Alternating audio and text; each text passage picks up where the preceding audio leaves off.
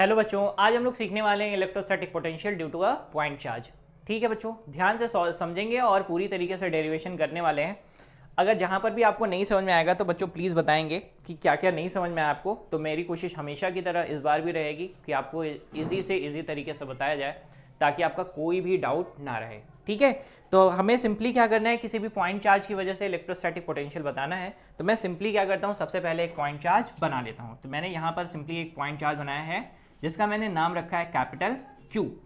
ठीक है बच्चों, मैंने आपको समझाया है, क्या समझाया है कि अगर आपको इलेक्ट्रोस्टैटिक पोटेंशियल कैलकुलेट करना है तो आपको चार्ज कहाँ से लेकर आना है, फ्रॉम इन्फिनिटी। तो मैं क्या करता हूँ, एक यहाँ पर कोई कंडीशन बहुत दूर पर इनफाइनाइट पर एक चार्ज एज्यूम करता हूँ, जहाँ से मैं किस चार्ज को लेकर आ रहा हूँ, टेस्ट चार्ज को लेकर आ रहा हूँ। तो आपको अच्छे से पता है कि अगर मैं किसी भी चार्ज को कहीं पर छोड़ दूंगा तो ये क्या करेगा, अपने चारों तरफ क्या बनाएगा, रीजन। तो मैं अगर रीजन की बात करूं, सपोज करो कि ये चार्ज चला आ रहा था इन्फिनिटी से, तो चलते चलते आ रहा था, तो मिलेगा क्या इसको, इसका फील्ड मिलेगा। तो मैं ऐसा एज्यूम कर रहा हूं जहां पर इसका फील्ड मिल रहा है वो पॉइंट है इनिशियल पॉइंट, जिसको मैं रिप्रेजेंट कर रहा हूं ए। ठीक है, जो रीजन किसका शुरू हो रहा है, इस फील्ड का रीजन शुरू हो रहा है। ठीक है, और मुझे क्या करना है ना, इस चार्ज को, जो ये यहाँ पे क्या है, टेस्ट चार्ज, मैं कितना चार्ज लेकर आ रहा था, क्यू नॉट, इसको मुझे लेकर आना है कितनी रेंज तक लेकर आना है, मुझे लेकर आना है यहाँ से आर डिस्टेंस तक। यानी यहाँ पर मैं एक छोटा सा पॉइंट एज्यूम कर लेता हूँ P। मुझे इस पॉइंट तक लेकर आना है जिसकी डिस्टेंस यहाँ से यहाँ तक कितनी है, वो है स्मॉल r।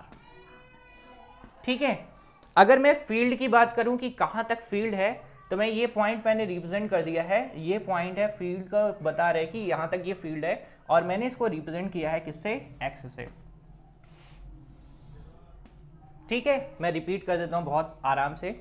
मैंने चार्ज को जैसे छोड़ा तो चार्ज क्या करेगा, अपने चारों तरफ रीजन बनाएगा, जिसको हम लोग क्या बोला करते थे, सिंपली भाई लोगों का इलाका। उस इलाके में आने से पहले चार्ज कहां पर है, इनफाइनाइट पर। और आपको मैंने बताया, क्या बताया, इनफाइनाइट पर इसके पास पोटेंशियल एनर्जी कितनी है, 0। सिंपली चार्ज जैसे जैसे आएगा तब तक इसके पास इसके ऊपर कोई भी काम नहीं होने वाला जब तक ये फील्ड के अंदर नहीं आएगा। यानी अगर चार्ज लेकर मैं घूमता रहूं सिर्फ और सिर्फ स्पेस में, तो मेरे ऊपर कोई काम नहीं होने वाला जब तक कोई किसी न किसी फील्ड के रीजन में नहीं आऊंगा। यानी ये इस वाले चार्ज के फील्ड के रीजन में आऊंगा तभी तो फोर्स लगेगा, यानी वर्क डन होने वाला तभी। तो सिंपली क्या होगा, जैसे ही मैं इस पॉइंट ए पर पहुंचता हूं जहां पर इस चार्ज का फील्ड है, वो इनिशियल पॉइंट क्या है, ए, और मुझे आना कहां तक है, मुझे आना है पी तक। सिंपली इस पी पॉइंट तक आना है, जहां से इस चार्ज और इस चार्ज के बीच का डिस्टेंस कितना रह जाएगा, आर। इनिशियली यहां पर जहां तक फील्ड है वहां तक मैंने कितना मान रखा है, एक्स। तो अगर सपोज करो कि मैं यहां से छोटी सी डिस्टेंस कवर करता हूं, यहां ए पॉइंट से चलते चलते मैं आ रहा हूं बी पॉइंट तक, और मैंने छोटा सा डिस्प्लेसमेंट ट्रैवल किया है, और वो डिस्प्लेसमेंट ट्रैवल किया है कितना, dx। कितना डिस्प्लेसमेंट ट्रैवल किया है, dx। आपको अच्छे से पता है, कूलम फोर्स से हम लोग अच्छी तरीके से जानते हैं। कूलम फोर्स से क्या जानते हैं, दैट इज दो चार्ज के बीच में लगने वाला फोर्स, और दो चार्ज के बीच में लगने वाला फोर्स कितना होता है, तो सिंपली रिप्रेजेंट करते थे F equal to K Q1 Q2 upon कितना, दोनों के बीच का सेपरेशन का स्क्वायर। ये तो हो गया उसका मैग्नीट्यूड। अब ध्यान से समझेंगे बच्चों, यहां पर आपके पास चार्ज कितने हैं, एक ये सोर्स चार्ज और ये test charge, that is unit positive charge. Simple सी कहानी क्या है कि इन दोनों के बीच में फोर्स लगेगा, ये भी पॉजिटिव है और ये भी पॉजिटिव है, तो ये वाला क्या करेगा, इस पॉजिटिव चार्ज की वजह से ये टेस्ट चार्ज कैसा एक्सपीरियंस करेगा, फोर्स, रिपल्शन वाला। तो यानी इसके ऊपर जो इलेक्ट्रोस्टैटिक फोर्स एक्ट करेगा उसका डायरेक्शन किधर की तरफ होगा, इधर की तरफ होगा, और वो भी कितना, Fe। आसान तरीके से समझ पाए। लेकिन डिस्प्लेसमेंट किस डायरेक्शन में, देखो फोर्स का डायरेक्शन इधर, डिस्प्लेसमेंट का डायरेक्शन इधर। तो आप मुझे बताओ जरा, अगर फोर्स और डिस्प्लेसमेंट के बीच का एंगल, ये रहा फोर्स और ये रहा डिस्प्लेसमेंट, इन दोनों के बीच का अगर एंगल कितना है, 180 डिग्री, तो आप मुझे बताओ जरा, पॉजिटिव वर्क डन या निगेटिव वर्क डन। तो सिंपल सा आप जानते हैं ना, force into displacement in the direction of force applied is represented as work done. तो आपके पास सिंपली दोनों एक दूसरे के कैसे अपोजिट, यानी आपके पास सिंपली आएगा F D cos of theta, और कॉस कितना degree, 180 degree. 180 degree equal to -1, यानी आपके पास कितना आएगा, that is negative work done. आई बात समझ में, कुछ गड़बड़ तो नहीं करेंगे। या फिर आप ऐसा सिंपली बोल सकते हैं कि इस चार्ज को मुझे इस डायरेक्शन में लाने के लिए मुझे एक्सटर्नल फोर्स अप्लाई करना पड़ेगा। वो एक्सटर्नल फोर्स क्या होगा, इस वाले के बराबर होगा, लेकिन कैसे, निगेटिव। ठीक है, अब देखो जरा, बाय कूलम्स लॉ मैंने ये लिख दिया है, किसकी मदद से लिखा है, बाय कूलम्स लॉ। अगर इनिशियली मैं फोर्स को ऑब्जर्व करूं तो देखो जरा, रिप्रेजेंटेशन ध्यान से समझेंगे, और अगर मैं लिखूं that is force per unit test charge. ध्यान से इस बात को समझिएगा, मैंने क्या बोला है, force per unit test charge, मतलब क्या मिल जाएगा मुझे फोर्स डिवाइडेड बाय चार्ज। तो मैं इसको कैसे लिख सकता हूं, ध्यान से समझेंगे, force per unit test charge, तो मैं इसको लिखूंगा कितना, that is F equal to कितना, फोर्स अपॉन टेस्ट चार्ज, यानी आप सिंपली लिखेंगे F equal to 1 upon 4 pi epsilon naught, कितना, कौन सा चार्ज है, Q, यानी Q अपॉन कितना करेंगे, दोनों के बीच का सेपरेशन, यानी मैं इसको लिख सकता हूं कितना, x²। मैं फिर से बोलूं आपके पास, मैंने लिखा है force per unit test charge, यानी अगर मैं सिंपली फोर्स लिखता दो चार्ज के बीच का, तो आप क्या लिखते, F इक्वल टू Q1, ये वाला Q, ये वाला Q0, और अपॉन क्या करते, 4 पाई एप्सिलॉन नॉट x का स्क्वायर, क्योंकि दोनों के बीच का इनिशियल सेपरेशन कितना था, x। मैंने कितना शिफ्ट किया है, छोटा सा dx, कितना मुझे करना है, r। रिपीट करूं, जो जहां तक फील्ड है वहां तक की डिस्टेंस कितनी है, x, लाना मुझे कहां तक है, r तक, यानी p पॉइंट तक। मैं इनिशियली कितना ला रहा हूं, dx। तो मैंने क्या किया, काम किया। काम करने के लिए मैं सिंपली यहां पर अगर लिख दूं तो आप क्या लिखते, W equal to F into d, simply लिखते। तो मुझे, मैं कहां से कहां लेकर आ रहा हूं, मैं ले आ रहा हूं इन्फिनिटी से लेकर आ रहा हूं, और मुझे जाना कहां तक है, P तक जाना है। लेकिन मैं सिंपली अगर लिखूं इन्फिनिटी टू A, तो मैं यहां पर लिखूं इन्फिनिटी टू A, तो मैं क्या लिखता, मैं सिंपली लिखता F एक्सटर्नल इंटू कितना, इंटू लिखता दैट इज dx। ठीक है, और अगर मैं टोटल मुझे कहां तक निकालना है, P पॉइंट तक, तो मैं सिंपली लिखूंगा क्या, सर मुझे चाहिए W इंफिनिटी कहां से कहां तक चाहिए, P तक।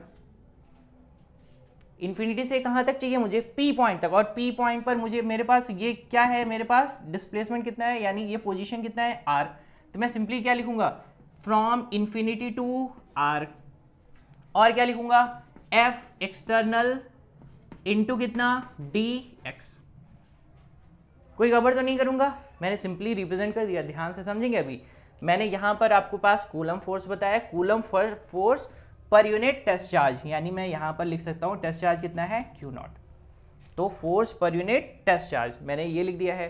यहां पर मैंने सिंपली बताया F external equal to this, यानी मैं सिंपली ये भी बोल सकता हूं कि फोर्स और डिस्प्लेसमेंट के बीच का एंगल कितना है, ये वाला फोर्स और डिस्प्लेसमेंट के बीच का एंगल कितना है, 180 डिग्री। या फिर सिंपली आप ये लिख लो, तो आप यहां से क्या लिख सकते हो, यहां से लिख सकते हो फ्रॉम इंफिनिटी टू R, यहां पर आप सिंपली लिख सकते हैं माइनस FE और कितना, dx।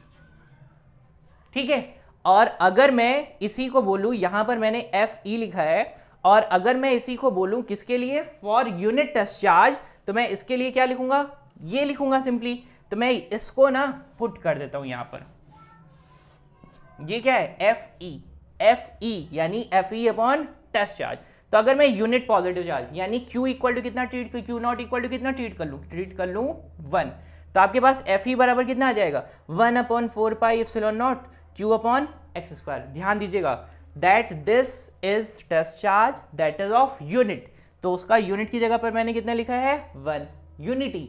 तो आपके पास FE equal to 1 upon 4 pi epsilon naught Q upon x²। Then we have to put here that is W infinity P, यानी मैं कहां से कहां तक ले रहा हूं, इंफिनिटी से P पॉइंट तक लेकर आ रहा हूं, इक्वल टू कितना, सर इन्फिनिटी, यानी चार्ज बहुत दूर था इन्फिनिटी पर, लाना कहां तक है, R तक, इक्वल इंटू, और क्या करेंगे, इंटीग्रेशन करेंगे F एक्सटर्नल इंटू dx।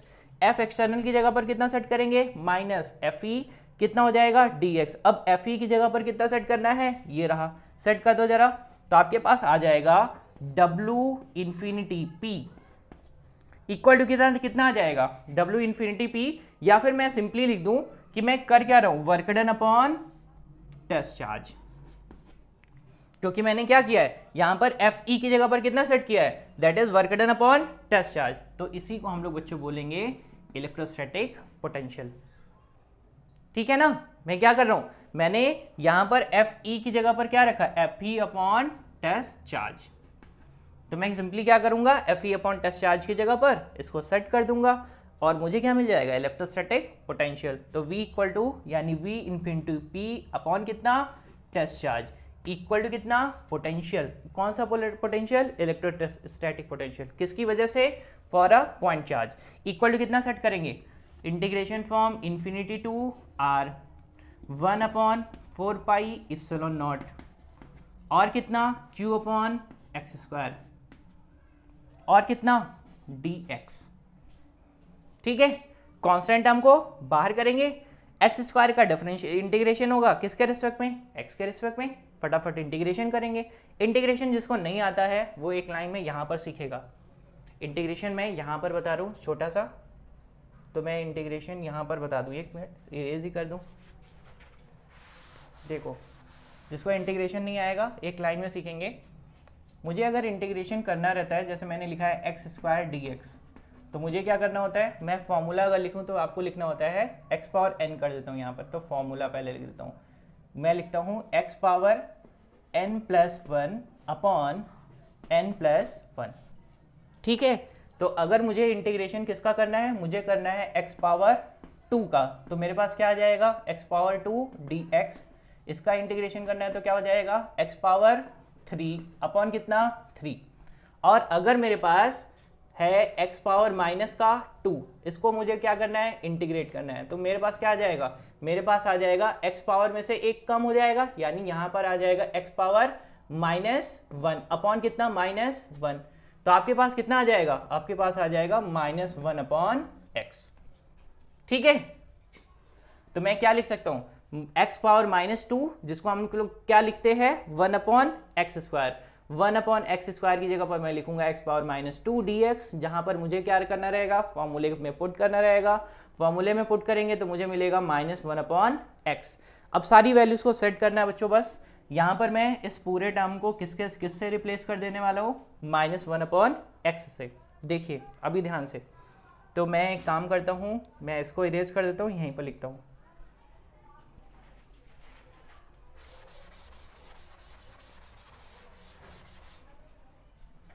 देखिए बच्चों, अभी आपके पास आ जाएगा electrostatic potential equal to W infinity P upon कितना, that is test charge, equal to कितना करेंगे, इक्वल टू करने वाले इंटीग्रेशन आपके पास हो जाएगा और इंटीग्रेशन करके लिमिट सेट करेंगे। माइनस कांस्टेंट को मैंने बाहर कर दिया, one upon four pi epsilon naught और कितना Q upon four pi epsilon not बाहर हो गया है, minus one upon R integration करने से आएगा, लिमिट सेट करेंगे फ्रॉम इन्फिनिटी टू R।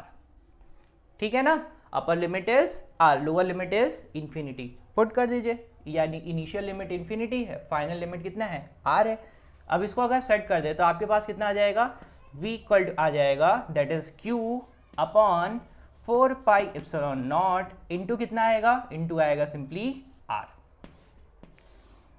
यही होता है बच्चों आपके पास electrostatic potential for a point charge.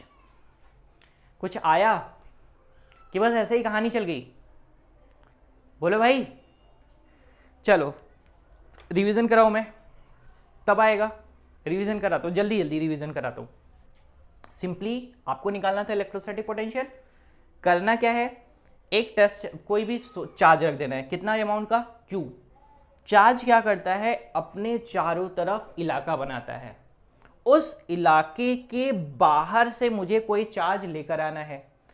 उस इलाके के बाहर अगर मैं किसी भी पॉइंट पर ट्रैवल करूं तो इसके रीजन, इस चार्ज की वजह से अगर इलाके के बाहर है तो कोई इफेक्ट तो पड़ेगा नहीं जब तक उस इलाके में नहीं आएंगे। तो मैंने बोला कि वो इलाका कहां तक है, वो है एक्स डिस्टेंस तक। तो जैसे ही इनके इलाके में आएंगे तो ये फोर्स अप्लाई करेंगे। कौन सा फोर्स, इलेक्ट्रोस्टैटिक फोर्स। अब अगर मुझे उसी फील्ड उनके इलाके में ही अंदर की तरफ आना है तो मुझे क्या करना पड़ेगा, एक्सटर्नल फोर्स अप्लाई करना पड़ेगा, जो कि ये इसके कैसा फोर्स है, अपोजिट। क्यों? क्योंकि ये अगर पॉजिटिव चार्ज है, ये पॉजिटिव चार्ज है, तो इनके ऊपर पर इनिशियली कैसा फोर्स आएगा? रिपल्शन वाला। इसका डायरेक्शन ये रहा। आपके पास क्या आएगा? External force. मुझे क्या निकालना है? कितना मैंने काम किया। काम करने के लिए डिस्प्लेसमेंट बता दीजिए। इनिशियली छोटू सा डिस्प्लेसमेंट मैंने लिखा कितना? dx। लाना कहाँ तक था? P पॉइंट तक। मतलब मुझे फाइनली इन्फिनिटी से कहाँ तक है आना है? P पॉइंट तक आना है कि इस चार्ज से डिस्टेंस कितना रह जाए? r रह जाए। अब मुझे क्या करना है? सिंपली निकालना है वर्क डन। तो वर्क डन का डेफिनेशन आपके पास होता है that is force into displacement. मैंने सिंपली लिखा है फोर्स कौन सा? जो मैंने अप्लाई किया एक्सटर्नल फोर्स। कितना? छोटू सा डिस्प्लेसमेंट। अब क्या करेंगे? अगर मुझे क्या करना है, मुझे निकालना है कहाँ से कहाँ तक? इन्फिनिटी से P तक। आपको क्या करना है? आपको सिंपली लिख इंटीग्रेट कर देना है कहाँ से? इन्फिनिटी से लेकर r तक, क्योंकि ये डिस्टेंस कितनी है? r। F external into D x. F external की जगह पर हम लोग कितना जानते हैं? माइनस एफ ई पुट कर देंगे। अभी क्या मिल जाएगा मुझे? वर्क डन मिल जाएगा। लेकिन यहाँ पर एक बात और करेंगे, मुझे पोटेंशियल के डेफिनेशन से हम लोग ये जानते हैं work done upon test charge. तो मैंने क्या बना दिया है? यहाँ पर रिप्रेजेंट कर दिया, यहाँ पर एफ ई को डिवाइड कर दिया है क्यू नॉट से। मैंने क्या किया था इसके लिए? मैंने निकाला था कूलम फोर्स। कूलम फोर्स से लिखने के बाद फिर मैंने निकाला था that is force per unit test charge. Test charge की वजह से मेरे पास फोर्स आया था that is F E upon Q naught equal to 1/4πε0 Q upon X square. वो फोर्स मैंने क्या पुट किया? कहाँ पर पुट किया? इसकी जगह पर मैंने सेट कर दिया कितना? That is v equal to 1/4πε0। Sorry, cut कर देना फिर से। देखो बच्चों, यहाँ पर फोर्स तो हमने पुट कर दिया है फोर्स अपॉन टेस्ट चार्ज की जगह पर, फोर्स अपॉन टेस्ट चार्ज की जगह पर पुट किया है 1/4πε0 क्यू अपॉन एक्स स्क्वायर। ठीक है, और ये पुट करने के बाद सिंपली हमने क्या किया है? इंटीग्रेट किया है एक्स स्क्वायर को, और एक्स स्क्वायर को इंटीग्रेट करने के बाद फिर मैंने यहाँ पर क्या रखा है? वैल्यू रख दिया है और लिमिट सेट कर दिया है। लिमिट सेट करेंगे तो सिंपली आपके पास आएगा, एक बार हम सेट करते हैं अपर लिमिट, फिर सेट करते हैं lower limit. Lower limit set करने से आपको मिलेगा 0। इस वजह से मैंने यहाँ पर सिर्फ और सिर्फ अपर लिमिट सेट कर दिया था। ठीक है, तो ये आ गया बच्चों आपके पास पोटेंशियल। अगर बात करें यहीं पर सिंपली आपसे कि इलेक्ट्रिक पोटेंशियल डिपेंड किन पर करेगा। अगर सपोज करो ना, मुझे निकालना है electric potential at infinity. Let करो कि मुझे इलेक्ट्रिक पोटेंशियल कहाँ पर निकालना है? इन्फिनिटी पर निकालना है। तो अब देखो जरा, अगर इस इक्वेशन में r की जगह पर आप इन्फिनिटी सेट कर दो, r की जगह पर क्या सेट करोगे? इन्फिनिटी। तो आपके पास पोटेंशियल कितना हो जाएगा? पोटेंशियल हो जाएगा आपके पास 0। तो आप कंडीशंस लिख सकते हैं यहाँ पर बच्चों, आप क्या लिख सकते हैं? कंडीशन। क्या कंडीशन लिख सकते हैं? पोटेंशियल या इलेक्ट्रिक पोटेंशियल एट इन्फिनिटी। तो वहां पर कितना रहेगा? r की जगह पर कितना सेट करेंगे? इन्फिनिटी। और इन्फिनिटी का मतलब कितना होता है? 1/0। और 1/0 सेट करेंगे तो 0 कहां पर आ जाएगा? ऊपर। और किसी भी नंबर का न्यूमरेटर अगर 0 है तो वो नंबर क्या होता है? 0। तो आपके पास सिंपली पोटेंशियल कितना आ जाएगा? Electric potential will be 0। एक बात यहां से और सीख सकते हैं। क्या सीख सकते हैं? ये जो आपके पास इलेक्ट्रिक पोटेंशियल है वो r के साथ किस तरीके से रिलेट है। तो अगर मैं यहाँ पर आपके पास रिलेशन रिप्रेजेंट करूँ, ध्यान से समझेंगे बच्चों, ये ग्राफ भी बहुत कायदे से समझेंगे सारे बच्चे लोग। मैं ग्राफ प्लॉट करने जा रहा हूँ और रिलेशन बताने जा रहा हूँ, बहुत ध्यान से समझेंगे।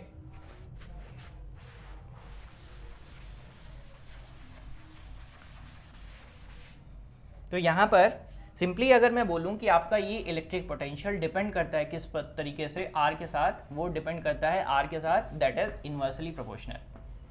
और अगर मैं सेम आपके पास बात करूं कोई भी पॉइंट चार्ज के लिए इलेक्ट्रिक फील्ड कैसे डिपेंड करता है? वो डिपेंड करता है E प्रोपोर्शनल टू 1/r² के साथ।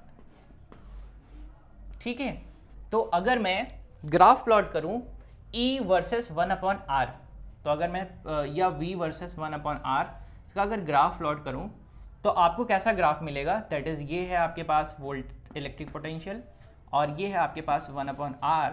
तो आपके पास मिलेगा सिंपली क्या? Straight line. ठीक है, ये किसके लिए मिलेगा? For positive charge. और अगर मैं सेम अगर बात करूं कि निगेटिव चार्ज के लिए बात करूं तो निगेटिव चार्ज के लिए कैसा हो जाएगा? ये आपके पास सिंपली बताएंगे क्या? ये आपके पास है वोल्टेज या फिर इलेक्ट्रिक पोटेंशियल। आगे वाले टर्म में हम इसको वोल्टेज भी बोलेंगे, इसलिए मैंने वोल्टेज बोल दिया है यहाँ पर। और ये मेरे पास है कितना? 1/r। ठीक है, तो सिंपली हम लोग इसको रिप्रेजेंट कैसे करेंगे? देखो जरा ध्यान से, यहाँ पर आपके पास कैसा चार्ज है, नेगेटिव चार्ज, तो मैं रिप्रेजेंट कर देता हूँ उसको कुछ इस तरीके से। ये आपके पास पोटेंशियल मिलेगा कैसा, नेगेटिव। ठीक है, तो आपके पास ग्राफ मिल जाएगा कुछ ऐसा। ठीक है, ध्यान रहेगा कायदे से। ये किसका, v versus 1/r, v versus 1/r। ये किसके लिए, ये रहेगा पॉजिटिव चार्ज के लिए, ये कैसा, निगेटिव चार्ज के लिए। बच्चों अगर मैं simply E proportional to 1/r² का प्लॉट करता, मैं दिखाता हूँ आपको E प्रोपोर्शनल टू 1/r² का प्लॉट। देखो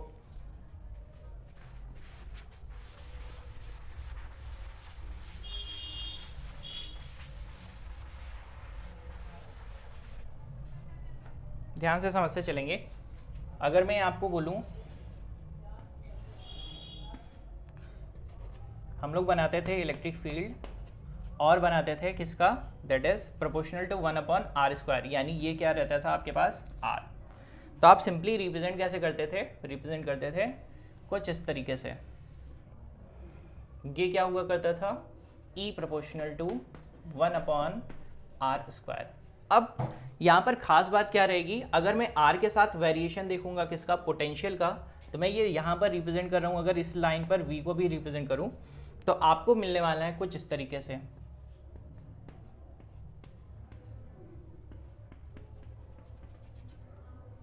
ठीक है, ये किसका लाइन रहेगा, ये लाइन रहेगा आपके पास E proportional v proportional to 1/r। बच्चों ध्यान देंगे, ये ग्राफ इंटरसेक्ट कहाँ पे करता है, ये ग्राफ इंटरसेक्ट दोनों करते हैं, यानी ये दोनों कर्व कहाँ पर इंटरसेक्ट करते हैं, तो ये इंटरसेक्ट करते हैं 1 और 1 पर। ये छोटी सी इंफॉर्मेशन मैथमेटिक्स की याद रखना है आपको। ये ग्राफ आपको एग्जाम में पूछ लिया जाता है। ये ग्राफ मैंने आपको बताया है simply E V proportional to 1/r के लिए, पॉजिटिव चार्ज के लिए और निगेटिव चार्ज के लिए। यानी आप ऐसा बोल सकते हैं, पॉजिटिव चार्ज के लिए पोटेंशियल कैसा रहेगा, पॉजिटिव, निगेटिव चार्ज के लिए इलेक्ट्रिक पोटेंशियल कैसा रहेगा, निगेटिव। समझ पा रहे हो कि नहीं समझ पा रहे हो, बोलो भाई। पॉजिटिव चार्ज के लिए इलेक्ट्रिक पोटेंशियल कैसा, पॉजिटिव रहेगा। निगेटिव चार्ज के लिए इलेक्ट्रिक पोटेंशियल कैसा, निगेटिव। इलेक्ट्रिक पोटेंशियल कैसी क्वांटिटी है, स्केलर क्वांटिटी है। ठीक है ना, कैसी क्वांटिटी है, स्केलर। यूनिट की बात करेंगे तो क्या बोलेंगे, वोल्ट, या फिर क्या बोलेंगे, जूल पर कूलम। ठीक है ना, ये छोटी छोटी बातें हो गई। अगर मैंने इसका कंपैरिजन किसके साथ किया, इलेक्ट्रिक फील्ड के साथ किया, जहां पर इलेक्ट्रिक फील्ड कैसे प्रोपोर्शनल टू होता है 1/r², यहाँ पर इलेक्ट्रिक पोटेंशियल किसके प्रोपोर्शनल होता है 1/r के। तो अगर मैं 1/r के साथ रिलेशन बताऊंगा तो कुछ ऐसा मिलने वाला है for positive charge, for negative charge आपको मिलने वाला है कुछ इस तरीके का स्लोप। ठीक है, ये कौन सी एक्सिस पर, निगेटिव एक्सिस पर। मैंने जानबूझकर ये एक्सिस और ये एक्सिस बनाई है ताकि आपको ये कंफर्म रहे कि ये ऊपर वाली एक्सिस पॉजिटिव है, नीचे वाली कैसी है, नेगेटिव। तो आपके पास ये रहेगा। अगर मैं दोनों ग्राफ को कंबाइन करके बनाऊं और डिपेंडेंसी देखूं किसके साथ, आर के साथ, तो आपको सिंपली मिलेगा कुछ इस तरीके का ग्राफ। ठीक है बच्चों, मैं उम्मीद कर रहा हूं बच्चों आपको बहुत अच्छे तरीके से समझ में आया। अगर आपका फिर भी कोई डाउट रह जाता है इस टॉपिक के रिगार्डिंग तो प्लीज़ बताएंगे, लर्न करते रहेंगे, सीखते रहेंगे। थैंक यू बच्चों।